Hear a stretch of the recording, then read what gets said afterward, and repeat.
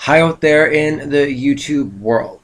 As you could tell from the title of this video, this is going to be about what astrology has really ultimately, in kind of a nutshell, taught me, and how this information can be utilized to help people in relationships. Relationships, yes.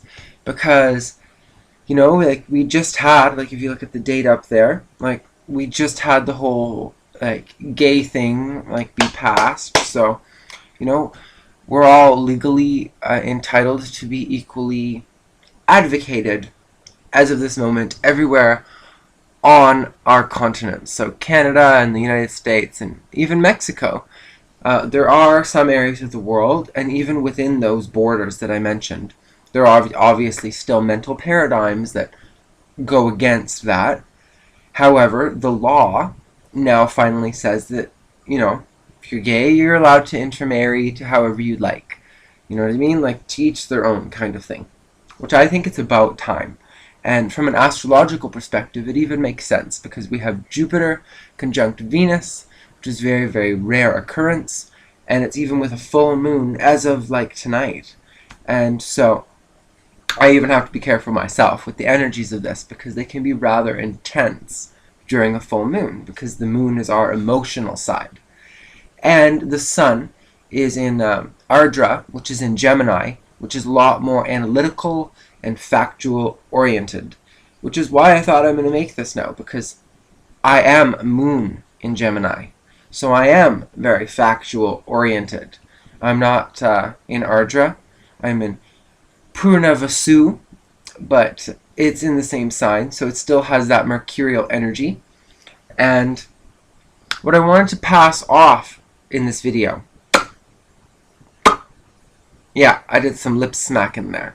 What I wanted to pass off from this video, from all, like, I have over 30 astrology books. I'm not even joking. Like, I could make like a stack, a huge pile. And it wouldn't even be able to fit in the screen because it's like a huge pile. Swear.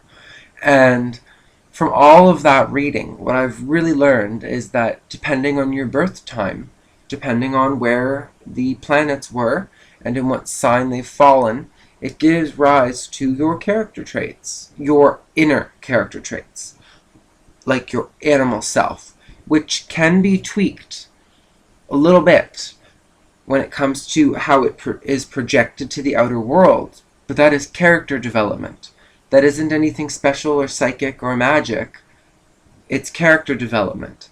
And when astrology has truly shown you your inner nature, and when it shows you your faults, then it makes it even easier to be able to work through them because they've been shown to you. And that's kind of actually what I think astrology is ultimately for, is not only to know yourself better, but to be able to understand other people as well.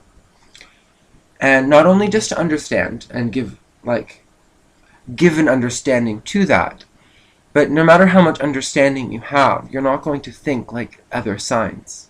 It's just not going to happen. When we have like full moons in certain signs, that can amplify energies in those signs for you. So if you're wondering kind of what it's like to be a Sagittarius, well, if you have a full moon in Sag, kind of brings that about. But because we all, even if you have no planets whatsoever in any, like if you have no planets in Virgo, for example, then it doesn't mean you're going to have no analytical ability, even though Virgo is like the critic and all analytical. It doesn't mean you're not going to have that.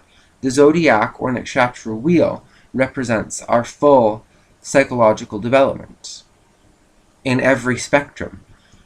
And where planets fall, depending on what attributes those planets have, like Mars, god of war, initiation, and fighting and war, versus Venus, love, beauty, and harmony. When we have, depending on what planet is placed in whichever sign, it's going to amplify those for you. Not to say that people who have no planets in a certain sign, that negates everything and it's not applicable. It's just more applicable if planets fall in a certain sign. Especially your ascendant, your sun, and your moon. Because that's like the Holy Trinity, and it makes like the triangle. You have to look at the other components as well, like Mercury, Venus, Mars, Jupiter, and Saturn, etc. But if you just want to know your basic character, if you look at your ascendant, your sun, and your moon, then it will give you a good encapsulation of that. And yeah, if you study your partner's charts, it will help to give you so much more compassion, understanding, for knowing the differences between you. And when you understand the differences, it helps to make clear to you what you need to let go or what you need to forgive, because people's innate inner nature, they don't change. That is how things are. So be happy with that and content. And it's about unconditional love ultimately. And love is love. And especially with the Jupiter conjunct Venus, we can really experience this in our world right now and express it. Hence why I thought I would do this video right now. But yeah, remember that no one is perfect either. Like yourself, myself. I'm not perfect. I make mistakes. So would your partner.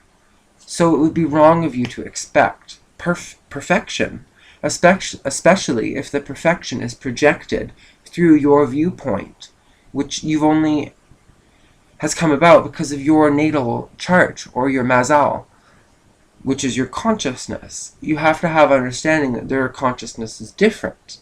And yeah, through studying their birth chart, you can have an understanding of that. But that doesn't mean it just solves everything like a magic wand and it's like poof, now everything's better. No, the work is in you. Because when you are frustrated or angry at the world around you, it's a problem from within yourself, where you are having trouble to deal with the things of the world. So, the more that you reflect on things that make you upset, the more you can work past them. And the more you study natal charts and understand your partner, then the more love and understanding and compassion you can have for them. And the better all things will be. So, I hope that this helped. I did this because I know it's a full moon and it's supposed to be all intense.